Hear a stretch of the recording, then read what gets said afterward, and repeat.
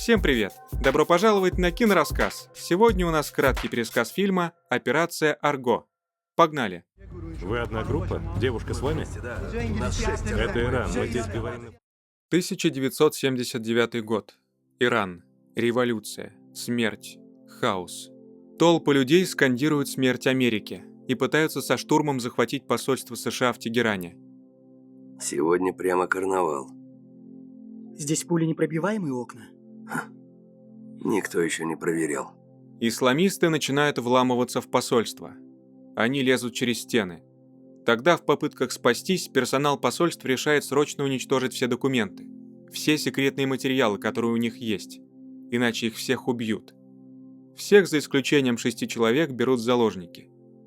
Спасшиеся сотрудники укрываются в доме канадского посла Кена Тейлора. Но как долго они смогут скрываться?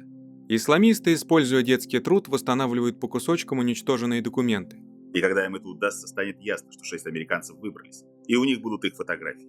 Билеты на их казнь разойдутся, как горячие пирожки.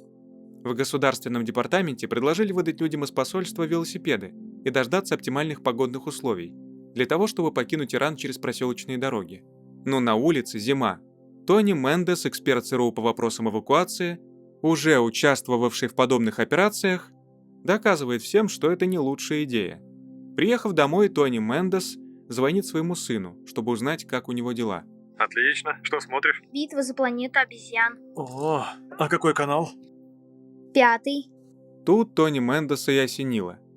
Сотрудников посольства можно выдать за съемочную группу канадского фильма. Он даже знает, к кому обратиться. К Джону Чемберсу, его знакомому гримеру, на счету которого множество работ и даже премия «Оскар». Привет, Тони. Благодаря Джону Чемберсу Тони собирает съемочную группу, включая продюсера Лестера Сигала. Но фальшивый фильм не может существовать без сценария. В архивах он находит подходящий сценарий, очень напоминающий знакомую нам сагу «Звездные войны». Реквием по страстям. Арго. Они создают офис, привлекают опытных специалистов, но фильм все еще выглядит неубедительно. Тогда на помощь приходит пресса.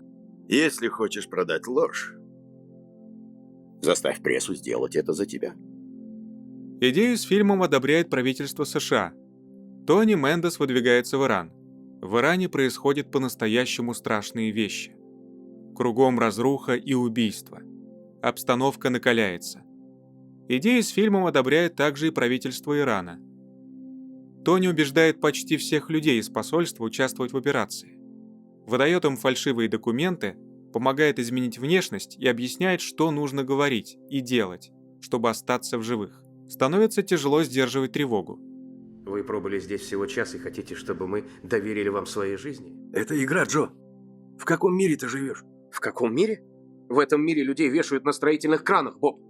Они едут на встречу с представителями правительства, пробираясь через толпы бунтующих людей. Встреча происходит на базаре. Их встречают негостеприимно. Кто-то успевает сфотографировать их во время встречи. А чуть позже продавец набрасывается на них за то, что он попал в их фотографии, которые они делали. Настолько сильна его ненависть к другим народам, поскольку его сын был убит именно американским оружием. Стражи иранской революции пытаются выяснить, кто же эти гости из Запада. Однако служанка посла уверяет их в том, что это добрые люди. Тони Мендес изо всех сил старается осуществить этот план. Он искренне переживает за этих людей. Продюсер. Линейный продюсер. Какой был последний фильм? На мели. Кто за него платил? Канадское телевидение. Ваше второе имя. Ваше второе имя. Ваше второе имя. Пристрелить его, он американский шпион. Операцию отменяют, ситуация изменилась. Правительство США требует возвращения Тони. Но это не останавливает его, ведь его цель намного выше политики и обстоятельств. Мы в ответе за этих людей. Они едут в аэропорт. Им удается пройти визовый контроль. В это же время правительство Ирана сопоставляет восстановленные фотографии беглецов и съемочной команды и обнаруживает сходство. В аэропорту их останавливают на последнем этапе, заставляя объясниться. Им не нравится то, что у девушки откровенный костюм. Но один из сотрудников посольства начинает показывать ему сюжет по зарисовкам известного редактора комиксов Джека Кирби, который согласился проиллюстрировать все. То, с какими эмоциями он говорил это, и как представил фильм, убедило иранцев. Это поражает, ведь именно этот беглец меньше всего верил в этот план. и относился к нему скептически. Что еще раз доказывает, что в хорошей команде никогда не бывает лишних людей. После звонка стражей в Голливуд Чемберсу они разрешают съемочной группе покинуть Иран. Прямо во время вылета стражи врываются на взлетную площадку и просят остановить рейс. Но удается ли им улететь? Дамы и господа, мы рады сообщить, что теперь вам доступны алкогольные напитки, поскольку мы покинули воздушное пространство Ирана. Операция проходит успешно. Роль США никак не упоминается. Тони Мендес получит самую высшую награду ЦРУ на секретной церемонии. «Операция Арго» — прекрасный и трогательный фильм, напоминающий нам об ужасах войны, о том, как иногда жестоко может повести себя народ при определенной диктатуре. И, конечно же, о том, что не бывает плохих наций. Бывают плохие представители. Также очень порадовал саундтрек.